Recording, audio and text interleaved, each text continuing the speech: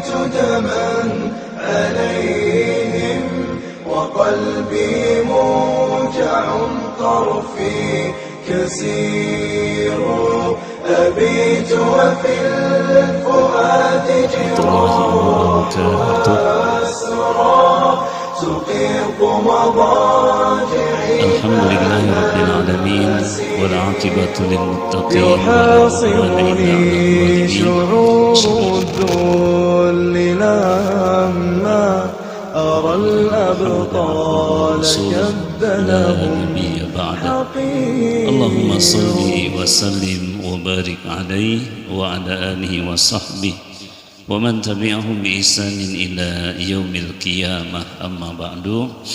Yang saya hormati Ketua Mushola Al-Muslimin beserta pengurus lainnya, hadirin jamaah salat subuh yang dirahmati Allah Subhanahu wa taala. Alhamdulillah kita bersyukur kehadirat Allah di pagi hari ini kembali bisa hadir dalam lanjutan pengajian subuh sebulan sekali yang sudah off hampir setengah tahun. Mudah-mudahan ini awal yang baik sehingga jadi pengajian rutin kembali minimal setiap bulan insya Allah. Salawat beriring salam mudah-mudahan senantiasa Allah limpahkan kepada baginda mulia Nabi Muhammad sallallahu alaihi wasallam, kepada keluarga beliau, para sahabatnya dan segenap umatnya. Mudah-mudahan kita termasuk orang-orang yang kelak mendapatkan syafaat dari Rasulullah sallallahu alaihi wasallam. Hadirin sekalian, subuh hari ini kita akan melanjutkan pembahasan hadis yang ke-18 dari kitab Arba'in An-Nawawiyah. Monggo selamat datang dari Mushola Awabin. Bapak-bapak sekalian beserta ibu-ibu yang di rumah, mudah-mudahan ada yang mendengar. Hadis yang ke-18, Bismillahirrahmanirrahim. An Abi Dzarrin Jundub ibnu Junadah wa Abi Abdurrahman Muaz bin Jabal radhiyallahu ta'ala anhuma an Rasulillah sallallahu alaihi wasallam qala ittaqillaha haitsuma kunta wa atbi'is sayyi'atal hasanata tamhuha wa khaliqin nasa bi khuluqin hasan. Rawahu at-Tirmizi wa qala haditsun hasan wa fi ba'di nusakhi hasanun sahih. Ini ngerti enggak kalau enggak diterjemahkan? Nah, ya kita kan bahasa Arab ya. Dari Abu Dzar, panggilan beliau Abu Dzar, namanya Jundub ibnu Junadah. Kemudian juga diriwayatkan oleh Abu Abdurrahman, namanya Muad bin Jabal radhiyallahu ta'ala anhuma. Semoga Allah meridhoi keduanya. Bersumber dari Rasulullah sallallahu alaihi wasallam, beliau bersabda, ittaqillaha haitsuma kunta. Bertakwalah kamu kepada Allah dimanapun kamu berada.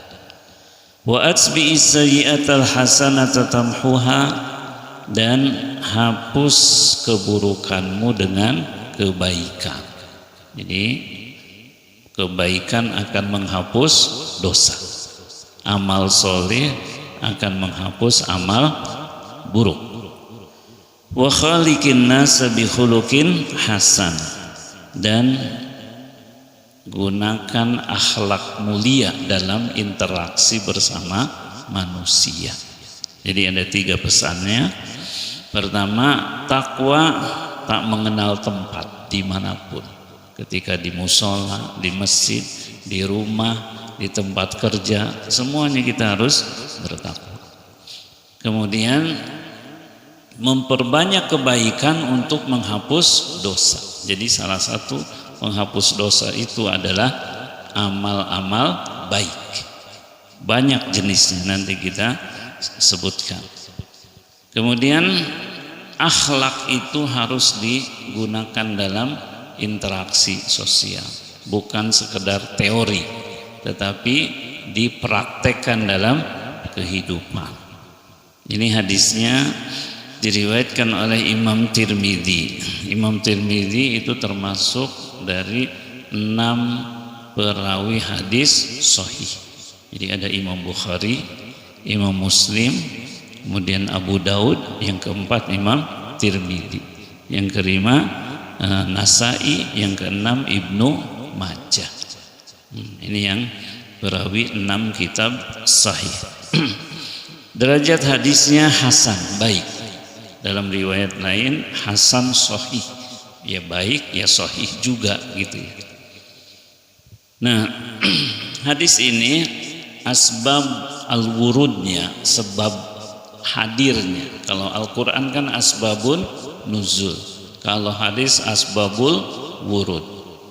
Jadi Abu Dzar itu termasuk orang yang keempat yang masuk Islam setelah Bunda Khadijah, Abu Bakar, Ali bin Abi Thalib. Yang keempatnya itu Abu Dzar Al-Ghifari. Nah, beliau ini berasal dari wilayah Ghifar, jadi antara Mekah dan Syam, itu wilayah perompak. Jadi begal itu adanya di kampung Ghifar. Nah, Abu Dzar ini ketika masuk Islam itu langsung punya keinginan untuk berdakwah bersama Nabi di Mekah. Tapi beliau itu di Mekah orang biasa, bukan tokoh. Beliau tokoh itu di kampungnya. Sehingga ketika beliau ikut berdakwah, apa yang terjadi? Jadi keroyok sama orang-orang kafir, sampai bonyok mukanya gitu kan, sampai tidak kuat untuk jalan. Tapi kekeh untuk tetap berada di Mekah. Kata Nabi, wahai Abu Dzar, pulang aja di kampungmu. Engkau bisa berdakwah di kampungmu, di sini mah belum cocok. Nah, maka kata Nabi, ittaqillaha haitsuma kunta. Kamu bisa berdakwah, bertakwa kepada Allah dimanapun kamu berada. Nggak harus di sini. Lebih manfaat di kampung. Nah, ini termasuk asbabul wurud dari hadis ini. Kok kenapa Nabi berkata demikian? Agar Abu Dzar mau pulang. Kalau enggak pulang bisa mati, dikeroyok oleh para pendekar Quraisy gitu kan, yang memang mereka tokoh-tokoh di kampungnya.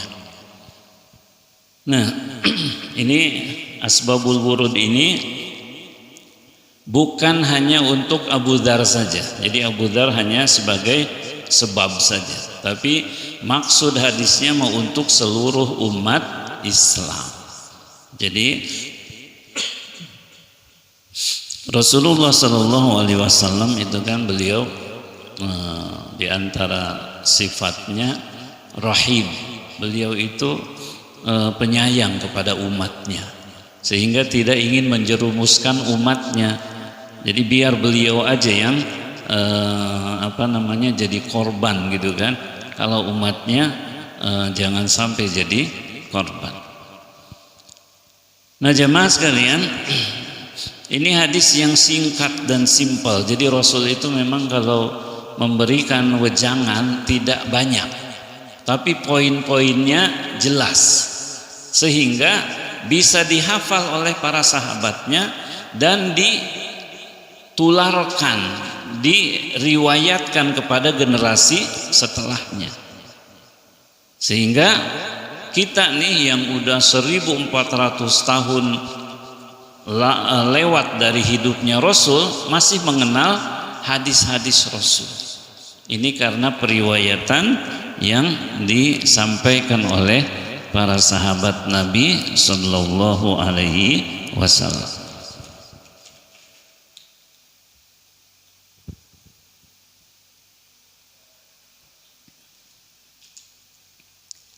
Monggo silakan diminum. Nanti yang berwarnanya menyusul kalau ada. Nah, jadi Hadis ini singkat, ada 3 pesan. Pertama tentang takwa, yang kedua tentang penghapus dosa, dan yang ketiga akhlak yang luhur. Ini digabungkan oleh Rasul dalam pesan yang singkat yang bisa diingat oleh sahabat-sahabatnya termasuk umatnya. Jadi mengingat pesan-pesan Rasul sehingga bisa jadi panduan dalam kehidupan keseharian kita. Nah, dari hadis yang singkat ini banyak pelajaran yang bisa kita ambil. Yang pertama, masalah akidah. Ini mengajarkan kepada kita bertakwa kepada Allah dimanapun berada, karena Allah itu memang tidak butuh tempat. Allah itu sudah ada sebelum menciptakan tempat dan waktu. Ruang dan waktu itu kita yang butuh. Kalau kita nggak ada tempat, yang nggak bisa hidup. Makanya Allah ciptakan bumi sebagai tempat hidup kita. Kalau Allah, Dia sudah ada sebelum tempat dan waktu diciptakan. Makanya nanti akan terjadi perbedaan pendapat dari dulu sampai hari kiamat berkaitan dengan wujudullah, keberadaan eksistensi Allah itu. Kan ada yang mengatakan Allah fis sama, Allah di langit. Tapi ada juga yang mengatakan Allah fi kulli makan. Allah mah tidak butuh tempat karena langit di atas. Kalau atas kan ada bawah. Kalau ada bawah ada kanan, ada kiri gitu. Dan perdebatan seperti itu tidak akan berakhir. Karena memang setiap orang punya persepsi yang berbeda. Tapi yang harus kita pahami, Allah ada sebelum kita ada. Nah, yang penting kita yakin ada Allah. Urusan di mana Allah berada, Allah punya kursi, Allah punya arsy, itu terserah Allah. Kita mah nggak bisa menghayal, karena kursi Allah lebih besar dari langit dan bumi. Dan kursi dibandingkan dengan arsy itu seperti cincin. Arsy Allah lebih besar dibandingkan kursi. Makanya tidak bisa menyamakan persepsi kita dengan sifat-sifat Allah. Yang kita diajarkan oleh Allah, walam yakullahu kufuwan ahad, laisa kamislihi syai'un. Enggak ada satupun yang serupa dengan Allah, enggak ada yang setara dengan Allah. Maka meskipun di dalam Al-Quran ada gambaran Allah punya wajah, Allah punya tangan, Allah punya mata, jangan pernah membayangkan seperti kita. Mata kita di depan, sementara mata lebah saja itu ada 360 mata. Cuman kita nggak ngelihat aja gitu kan. Nyamuk tuh yang kecil matanya bukan 2 tapi 360 derajat. Makanya ketika ditepuk dia gampang lari, udah lihat gitu. Nah, kalau yang kena itu apes saja itu. Nah, jadi jamaah sekalian, secara akidah kita disuruh oleh Allah untuk mengagungkan Allah dimanapun berada. Sehingga nanti ketika pun kita tersesat di perjalanan, tidak tahu arah kiblat, maka panduannya bagi kita, Allah itu pemilik timur dan barat. Walikulli wijhatun huwa muwalliha. Allah yang menentukan arah mana. Makanya nanti di Ka'bah itu enggak satu posisi kan, ada yang ngadep barat, ada yang ngadep timur, ada yang ngadep utara, semuanya menghadap Ka'bah, puteran tuh. Sehingga yang enggak boleh itu sholat di atas Ka'bah. Ngadep mana coba kalau di atas Ka'bah? Kalau di sekeliling Ka'bah atau di dalam Ka'bah itu menghadapnya kemana saja, tapi kalau di atas Ka'bah susah gitu ya. Nah, tetapi itu tidak menghalangi kita untuk ibadah kepada Allah, termasuk yang di luar angkasa. Ngadepnya kemana? Karena di sana nggak ada gravitasi kan. Coba sholatnya gimana? Mau berdiri aja nggak bisa gitu kan? Ya udah sebisanya. menghadap ke arah mana saja, disitulah Allah. Termasuk yang berada di kapal selam. Di kapal selam kan di bawah laut, tapi ibadah tetap harus menghadap kepada Allah. Makanya dalam niat kita kan mustaqbilal kiblah, kan? Kita menghadap kiblat. Nah, maka jemaah sekalian, kita dipondasikan oleh Rasulullah Sallallahu Alaihi Wasallam untuk berkeyakinan bahwa ibadah itu dimanapun kita berada. Nah, kemudian bahwa Allah mengetahui semua kondisi kita, dan ini yang harus menjadi keyakinan kita, bahwa Allah itu punya nama-nama yang kita ketahui bersama. As-Sami, Allah maha mendengar. Al-Basir, Allah maha melihat. Kita ini diawasi Allah, jadi Allah tahu semua makhluknya, pergerakannya tahu. Termasuk ada satu semut hitam di batu hitam di tengah gelap malam, Allah tahu. Nah, kita mau boro-boro yang di atas leher kita aja nggak ngelihat. Kalau tanpa cermin kita nggak bisa melihat kuping kita, tetapi Allah maha mengetahui segala sesuatu. Nah, sehingga bertakwa kepada Allah ya tidak harus terkait dengan ruang dan waktu, tidak hanya di masjid, tetapi harus dibawa ketakwaan ini dalam aktivitas kehidupan kita. Makanya nanti orang-orang yang takut kepada Allah itu sebenarnya dia tidak lagi butuh pengawasan manusia. Tetapi sekarang kan Masya Allah, orang dengan mudahnya, namanya KTP-nya Muslim tapi melakukan kemaksiatan besar, mencuri, maling, korupsi, itu kan dosa besar. Allah yang sudah menerapkan sanksinya, as-sariqu was-sariqatu faqta'u aydiyahum. Kalau ada pencuri laki atau perempuan, potong tangannya. Sekarang kan boro-boro motong tangan gitu, pada takut semuanya kan. Meskipun sekarang mah potong tangan bisa diganti dengan tangan palsu gitu kan, tapi efek jerak dari potong tangan itu yang akan menghindarkan orang dari pencurian. Orang nih ketika dipotong tangannya kan harus disaksikan oleh kaum muslimin, diviralkan gitu. Oh, si fulan pelaku pencurian, korupsi, dipotong tangannya. Yang lain akan malu, itu nggak mau lagi untuk mencuri. Tapi ketika tidak menghargai hukum Allah, berubah rezim, koruptor terus berganti silih berganti. Makanya kata Gus Dur ada di TikTok, di zaman Orde Lama itu korupsi di bawah meja, di zaman Orba korupsi di atas meja, di zaman reformasi mejanya aja dikorupsi gitu. Jadi terang-terang. Makanya wallahu a'lam bishawab, kita akan selalu begitu karena tidak menghormati, tidak menghargai hukum Allah. Ya kalau hanya sekedar hukum penjara, di situ ada remisi, ada abolisi, ada gerasi, ujung-ujungnya bebas, duit masih banyak, nanti nyaleg lagi gitu kan, kepilih lagi, maling lagi. Nah, makanya di sini kita harus menghormati Allah. Nah, kalau secara negara belum bisa, mari kita tarik ke keluarga dan diri kita. Bagaimana kita bisa menghadirkan pengawasan Allah.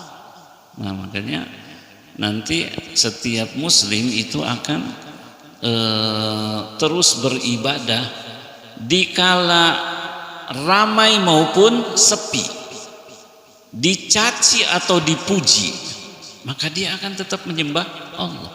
Dia tidak akan memperhatikan pujian atau cacian orang.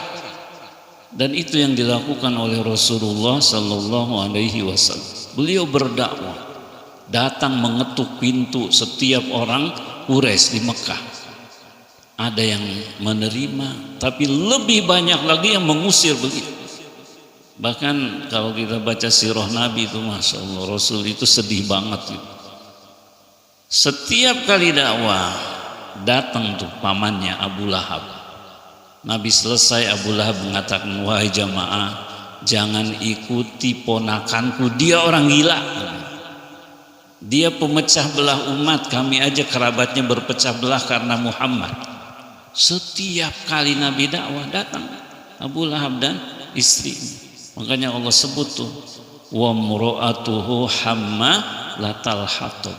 Dari sejak di Mekah itu rintangannya dari keluarga inti, itu kan paman yang harusnya membela dan menyokongnya, tapi justru merecoki dan memprovokasi agar orang-orang tidak ikut. Nah, maka bagi kita harus menghadirkan Allah dalam kehidupan, dalam artian kita merasakan pengawasan Allah Subhanahu wa ta'ala, sehingga nanti secara akidah kita itu akan menyembah Allah dengan khusyuk dimanapun berada. Jadi tidak lagi butuh pujian, karena yang butuh pujian itu hanya orang-orang munafik. Orang munafik itu kalau sholatnya kelihatan baru hadir tuh, nongol. Tapi di sholat isya, di sholat subuh yang waktunya gelap, saat itu kan nggak ada pencahayaan kan, mereka nggak pernah datang. Makanya Allah sindir tuh, fawailul lil musallin. Bukan orang beriman, tapi itu orang munafik. Celaka orang yang sholat. Yang sholat aja celaka gitu kan. Alladzina hum an sholatihim sahun. Mereka lalai terhadap nilai-nilai sholatnya. Jadi istilah STMJ, sholat terus maksiat jalan, itu yang dicela oleh Allah. Bukan yang sholat di akhir waktu, bukan. Karena sholat itu ada di awal waktu, di tengah waktu, di akhir waktu. Kalau ada urusan penting mendesak, kata Nabi, man adroka rok'atan faqad adrokas sholat. Siapa yang sempat sholat satu rakaat sebelum waktu berikutnya datang, dia sudah dapat sholat. Nih kita karena kesibukan dan lain hal, sholat duhur di ujung waktu. Maka ketika baru satu rakaat, udah azan asar, itu sudah dapat sholat, tinggal dilanjutkan saja. Bahkan dalam pembahasan fikih, sholat itu ada yang namanya adaan sama qodoan. Ada itu, adaan lillahi ta'ala, ditunaikan di waktunya. Tapi kalau lewat, tetap harus dilaksanakan di waktu berikutnya, namanya qodoan lillahi ta'ala. Jadi sebagai bentuk pertanggungjawaban kita, jangan sampai seperti begini. Waktu subuh kan sampai terbit matahari. Dia bangun jam 8 udah terbit matahari. Kata dia udah nggak usah sholat. Ya nggak begitu. Tapi tetap harus sholat meskipun waktunya sudah lewat. Cuman niatnya qadha karena bukan di waktu aslinya. Maka kita dengan hadis ini diajarkan untuk terus menyembah Allah dimanapun kita berada. Makanya nanti ada kaitannya dengan ayat yang sering kita baca, Qul inna salati wa nusuki wa mahyaya wa mamati lillahi rabbil alamin. Katakanlah sesungguhnya salatku, ibadahku, hidup dan matiku hanya untuk Allah, Tuhan semesta alam. Enggak ada chat kalau ada urusan, enggak apa-apa. Tapi cobain dulu ininya.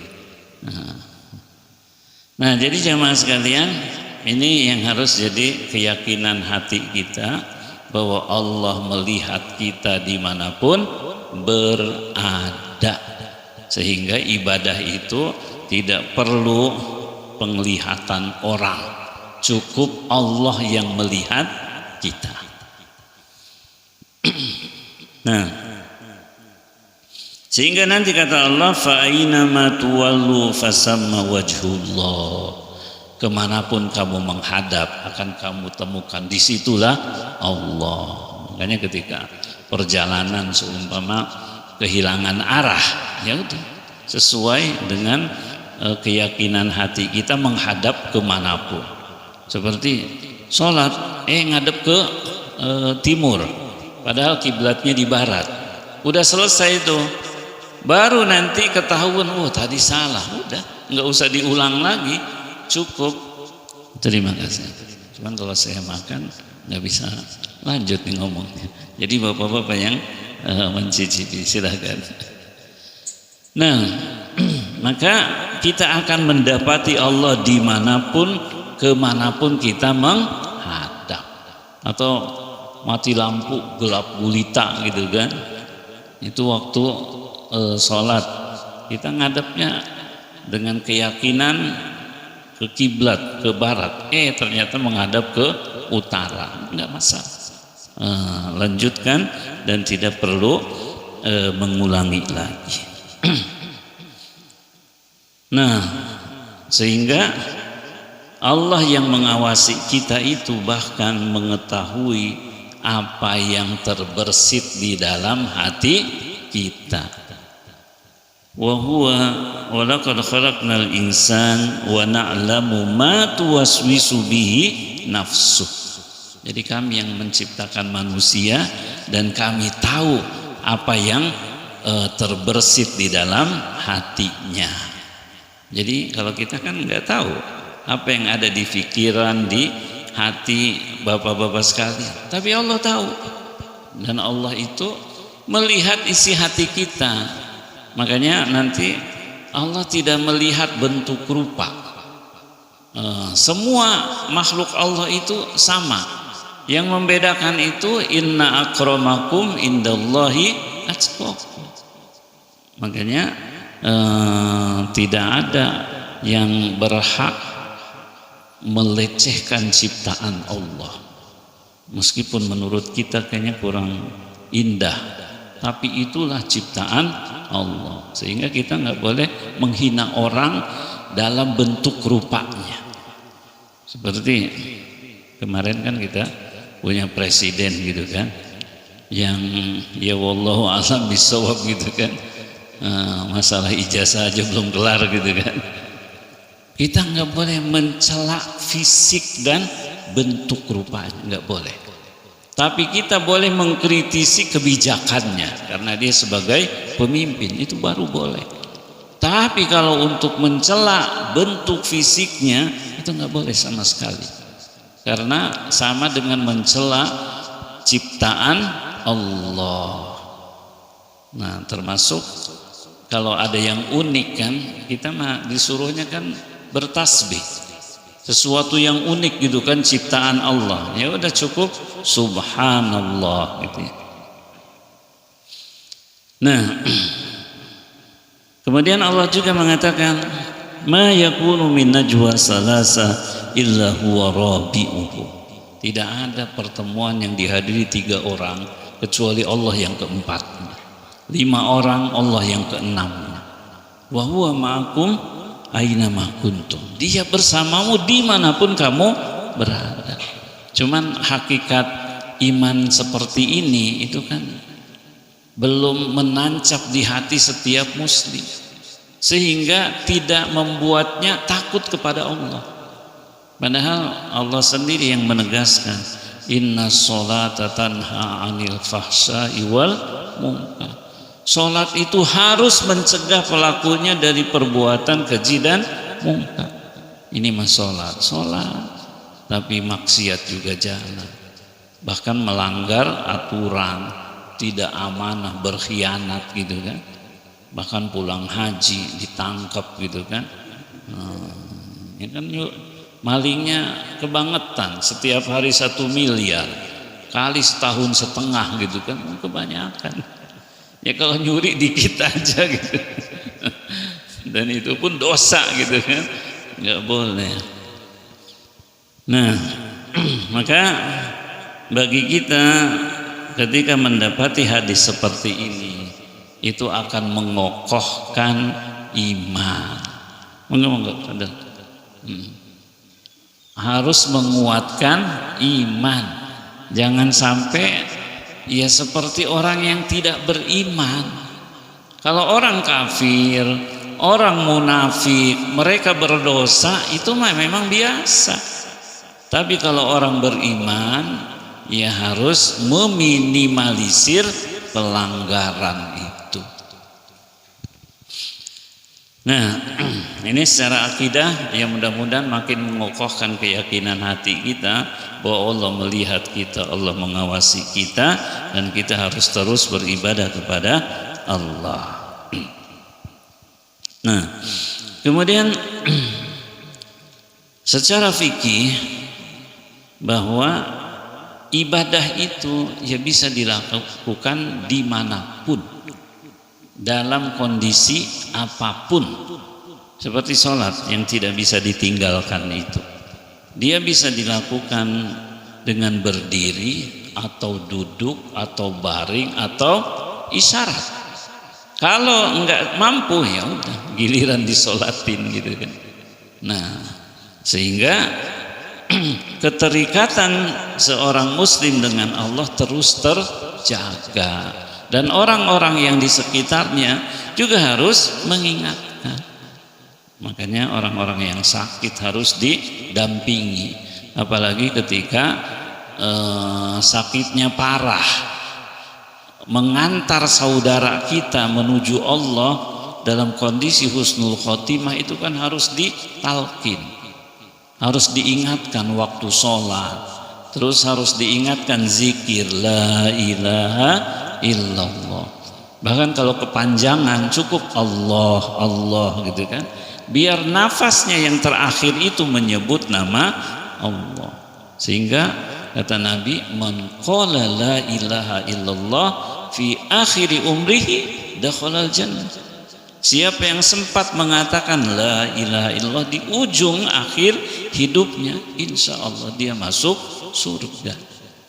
Nah, ini juga yang mengharuskan kita untuk mengajak orang agar sholat. Jadi jangan sampai sholat kita doang, keluarga enggak sholat, karib kerabat enggak sholat. Kita harus mengingatkan.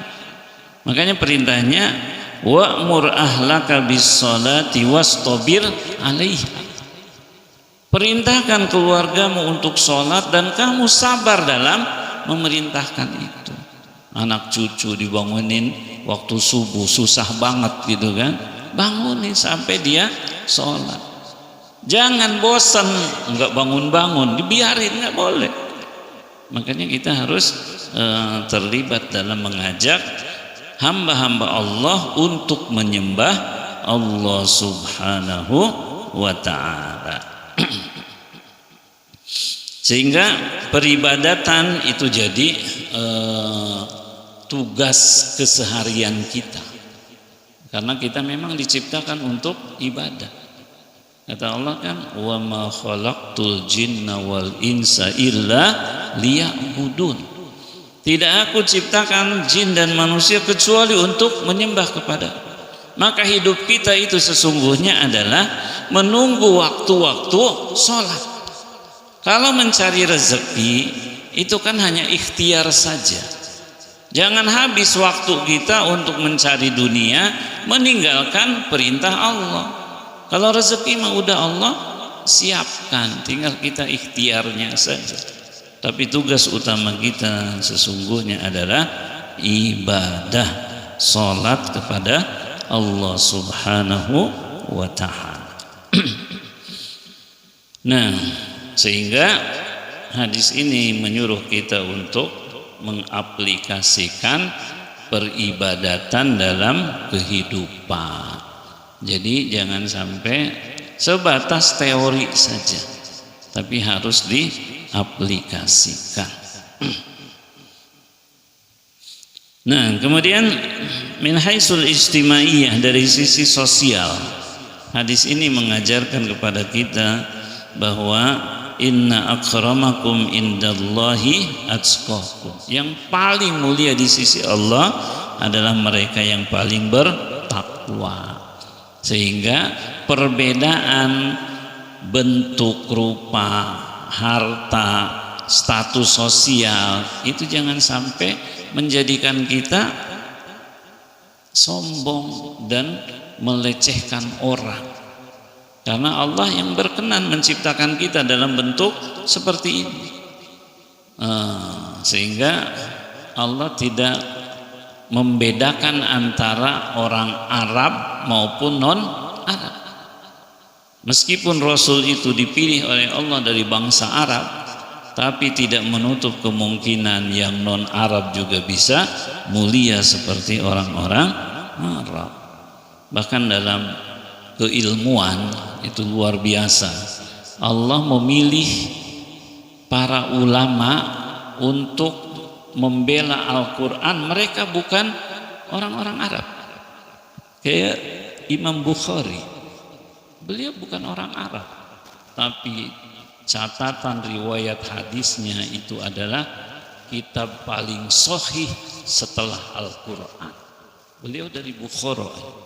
Bukhara sekarang itu Uzbekistan, aslinya bukan Arab, tapi belajar bahasa Arab itu memang jadi kewajiban setiap muslim. Kita aja emang yang dijajah Belanda, kita bahasa Belanda nggak bisa, Inggris enggak, Arab juga enggak. Emang kita mah disuruh bodoh aja gitu kan. Masih mending yang dijajah Inggris, itu bahasa keduanya Inggris gitu kan. Pakistan, kemudian Filipina. Kita mah Belanda kagak, Inggris juga kagak. Nah, kemudian dalam masalah lughah bahasa itu ada namanya Imam Sibawayh. Sibawayh itu ahli nahwu, tata bahasa Arab, dan dia bukan orang Arab. Beliau punya buku namanya Al-Kitab. Jadi panduan bahasa Arab dikarang oleh orang yang bukan Arab. Makanya Allah memilih mereka-mereka untuk menjadi estafet ilmu gitu ya. Sehingga kita pun yang bukan orang Arab bisa meraih kemuliaan di sisi Allah dengan takwa. Kemudian ketakwaan ini itu yang akan menjadikan basis ukhuwah. Jadi orang-orang yang bertakwa itu mereka akan berhimpun. Seperti kata Allah, al-akhillau yawma idzin ba'duhum li ba'din adu illal muttaqin. Orang-orang yang berkasih sayang di dunianya, nanti kelak mereka akan menjadi musuh satu sama lain kecuali orang-orang yang bertakwa. Maka takwa tak hanya di dunia tapi juga berujung ke akhirat. Nah jemaah sekalian, kemudian secara akhlak, wa khaliqin nasa bi khuluqin hasan. Ini kenapa Nabi menyuruh kita untuk mengedepankan akhlakul karimah? Karena beliau itu adalah teladan terbaik dalam akhlak. Allah dalam surah Al-Qalam itu memuji nabinya, wa innaka la'ala khuluqin azim. Dan sungguh engkau wahai Muhammad memiliki akhlak yang sangat luhur. Jadi akhlak Nabi itu baik kepada Allah, baik kepada sesama hamba-hamba Allah, itu luar biasa. Beliau itu dalam beribadah kepada Allah, kan ketika ditegur oleh Bunda Aisyah, saking lamanya berdiri itu betisnya kan bengkak tiap pagi. Ya Rasulullah, jangan segitunya. Engkau kan udah diampuni dosamu yang lalu maupun yang akan datang. Tapi karena kata Nabi, ya Aisyah, saya ingin menjadi hamba Allah yang bersyukur.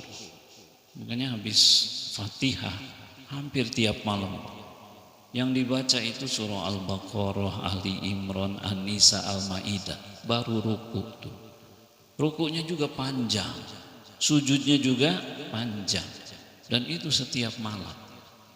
Nah, jadi berdiri menghadap Allah dengan kondisi sempurna sesuai kemampuannya itu dilakukan oleh Nabi. Jadi kehusuan ibadahnya itu sebagai bukti akhlaknya luar biasa kepada Allah. Karena dipilih sebagai Sayyidul Anbiya, maka beliau pun ibadahnya sangat luar biasa. Belum lagi terhadap hamba-hamba Allah. Semua orang mengenal Nabi itu Al-Amin. Beliau itu orang yang sangat jujur, amanah gitu. Tidak pernah menyakiti orang. Bahkan titipan-titipan para musuh-musuhnya dikembalikan. Dalam peristiwa hijrah itu kan, Sayyidina Ali ditugaskan untuk tidur di tempat tidur beliau. Kemudian tugasnya mengembalikan barang-barang berharga milik orang Quraisy. Kalau kita kan musuh kita nitip barang di kita, dia memerangi kita, dia mengusir kita, harusnya mah kita bawa aja gitu kan. Tapi Nabi tidak, ini milik orang lain, meskipun itu milik musuhnya, tapi harus dikembalikan. Dan beliau itu tidak pernah membalas kejahatan dengan kejahatan. Semua yang ditimpakan oleh musuh-musuhnya kepada beliau, beliau bisa membalasnya, tapi tidak dilakukan. Beliau disakitin, dimusuhin, diusir, diperangi. Tapi ketika membebaskan Mekah, musuh-musuhnya pada ketakutan. Mereka melihat hada yaumul malhamah, ini adalah hari pembantaian. Karena Rasul dengan 10.000 pasukannya itu menduduki Mekah. Tapi apa kata Rasul? Idhabu fa antumut tulaq. Silahkan kalian bebas pergi, kalian merdeka. Aku tidak akan membalas dendam. Jadi akhlak itu bukan sekedar hanya kepada Allah, tetapi kepada hamba-hamba Allah. Cerita dari Anas bin Malik yang pernah khidmah di rumah Rasul 10 tahun. Kata beliau, saya tidak pernah mendapati perilaku Nabi maupun keluarga Nabi yang tidak elok gitu. Tidak pernah berkata kasar, tidak pernah memarahi khadimnya itu selama 10 tahun. Jadi tidak ada bentakan, tidak ada teriakan, tidak ada KDRT gitu kan. Rasul kita itu luar biasa. Makanya kata beliau, khiyarukum ahasinukum akhlaqo. Yang terbaik di antara kamu itu yang paling baik akhlaknya. Sehingga kata beliau lagi, inna min ahabbikum ilayya wa aqrabukum minni majlisan yaumal qiyamah ahasinukum akhlaqo. Di antara orang yang paling aku cintai dan didekatkan majlisnya di hari kiamat denganku, mereka itu yang paling baik akhlaknya. Maka mudah-mudahan petuah Nabi, siapa yang beriman kepada Allah dan yaumil akhir, hendaklah berkata baik atau diam, hendaklah memuliakan tetangga, hendaklah memuliakan tamu. Masya Allah. Dan itu ajaran-ajaran yang harus dipraktekkan, bukan hanya teori. Kalau teori mah semua orang bisa gitu. Tapi prakteknya itu butuh setiap individu kita mencontoh Rasulullah Sallallahu Alaihi Wasallam. Nah, kemudian di hadis ini menjelaskan betapa Allah itu Maha Pemurah.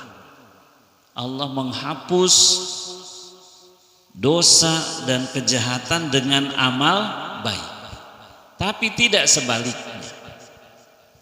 Jadi amal buruk tidak menghapus amal baik, tetapi amal baik menghapus amal buruk. Ini pemurahan Allah itu kepada umat Rasulullah Sallallahu Alaihi Wasallam. Nah, apa amalan terbaik untuk menghapus dosa itu? Ada amalan qauli maupun fi'li. Amalan qauli itu adalah istighfar. Jadi istighfar kita itu akan menghapus dosa. Termasuk juga amalan perbuatan. Sedekah itu menghapus dosa. Jadi di antara penghapus-penghapus dosa itu, kalau perkataan adalah istighfar, kalau perbuatan itu sedekah. Jadi sedekah itu luar biasa. Di samping pahalanya sampai 700 kali lipat, tapi dia juga menghapus kesalahan-kesalahan yang pernah dilakukan. Nah jemaah sekalian, kemudian secara nafsiyah, jadi kejiwaan, seorang muslim itu stabil jiwanya, tidak labil, karena dia meyakini keberadaan dan pertolongan Allah. Sehingga sesulit apapun ujian yang menimpanya, dia yakin bahwa inna ma'al usri yusra, fa inna ma'al usri yusra. Nah ini yang harus menenangkan kita. Sehingga meskipun BBM naik, ya kita kan di luar kendali, nggak bisa memaksa Bahlil nurunin BBM gitu kan. Yang penting itu kita minta kepada Allah agar dicukupkan rezeki kita, sehingga meskipun mahal masih kebeli gitu kan.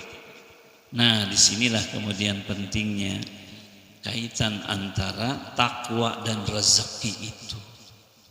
Allah sendiri yang berjanji, wa may yattaqillaha yaj'al lahu makhraja wa yarzuqhu min haitsu la yahtasib.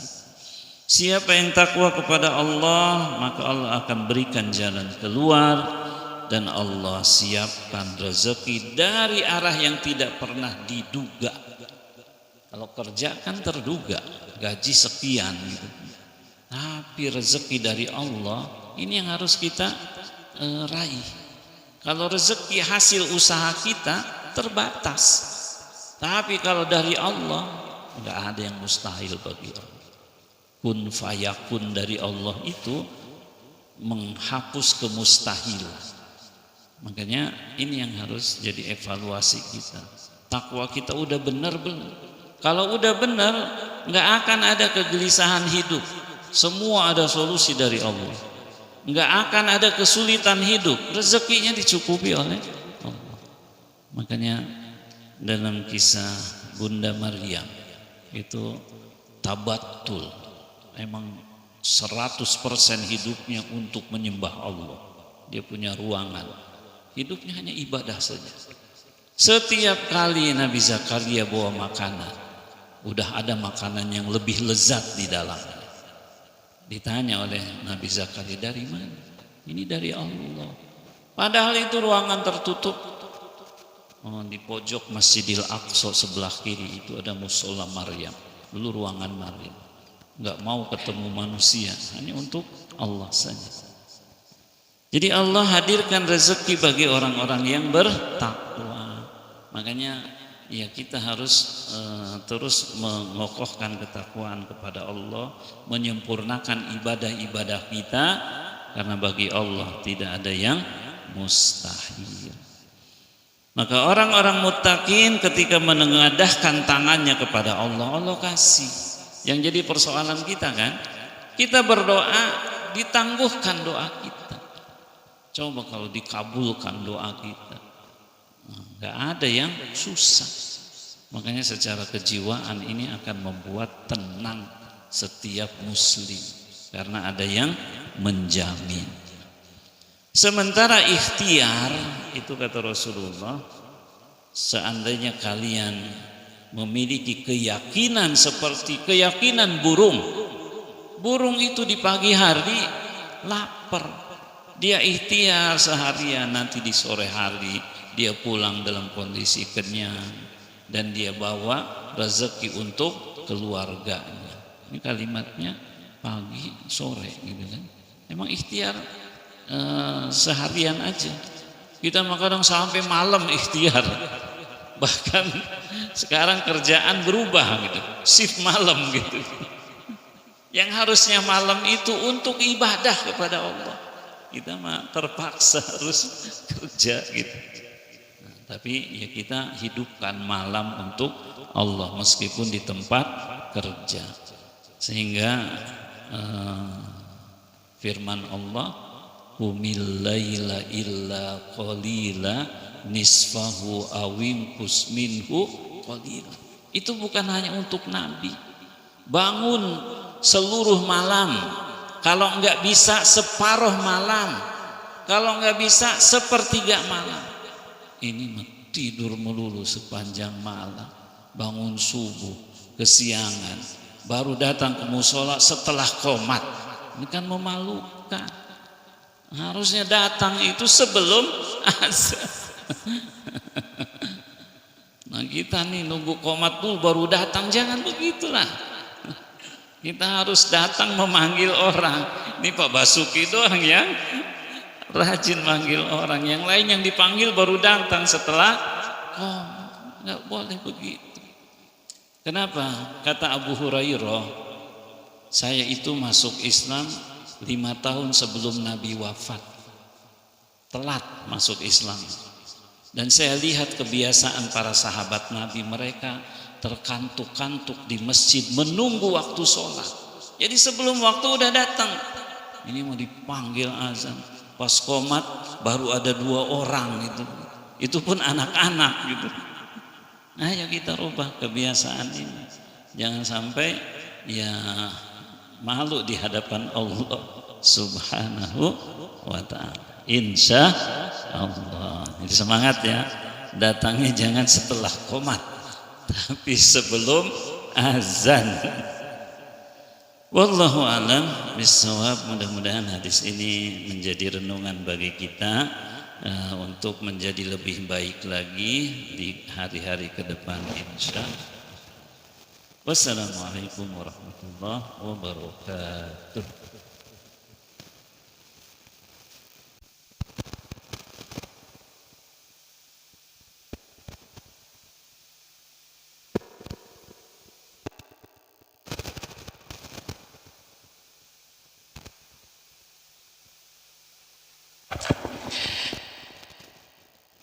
Sangat menarik sekali. Jadi kaitannya dengan takwa dan adab atau akhlak ya. Sering kita melihat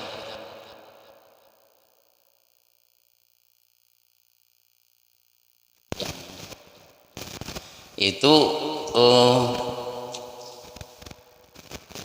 hanya ada ustadznya langsung salaman sampai cium tangan kiri kanan, bahkan sampai itu apakah memang sangat bermanfaat atau wajib, atau itu ada hikmah di balik itu semua, sehingga mudah-mudahan dengan begitu kita semakin dekat, terutama dengan niat yang baik. Mohon dijelaskan. Terima kasih. Wassalamualaikum warahmatullahi wabarakatuh.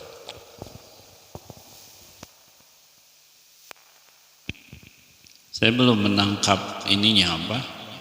Tadi cium tangan siapa? Oh iya. Jadi orang-orang soleh diperlakukan dengan hormat, itu memang keharusan. Hanya saja tidak boleh berlebihan sampai ke derajat kultus, sehingga mencari berkah kepada orang, itu yang nggak boleh.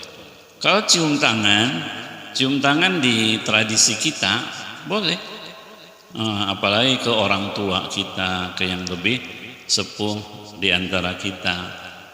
Nah, tetapi kalau dari keyakinannya keliru bahwa dengan takzim seperti itu dapat berkah, nah itu yang harus diluruskan.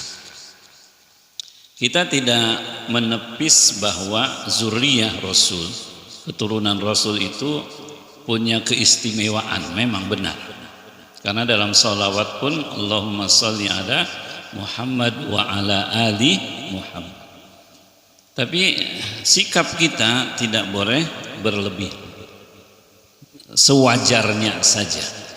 Jadi tetap keyakinan kita kepada Allah sebagai pemberi berkah.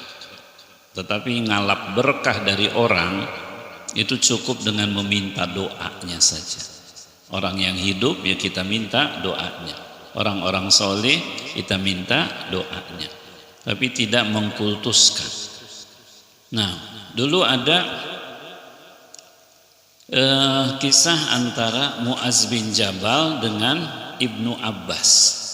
Mu'az bin Jabal itu senior sahabat, ilmunya juga luar biasa. Sementara Ibnu Abbas itu masih remaja belia. Ibnu Abbas ini sepupu Nabi. Sementara Mu'az bin Jabal ya tokoh sahabat. Ketika Mu'az bin Jabal naik kuda, melihat Ibnu Abbas lagi jalan, maka beliau turun dari kuda dan mempersilahkan Ibnu Abbas untuk naik kuda. Beliau yang menuntunnya, padahal itu ulama di kalangan sahabat. Kata Ibnu Abbas, jangan seperti ini wahai Mu'az. Kata Mu'az, justru seperti ini yang harus kami lakukan kepada keluarga Rasulullah Sallallahu Alaihi Wasallam. Jadi sewajarnya tanpa berlebihan, itu yang harus diperhatikan.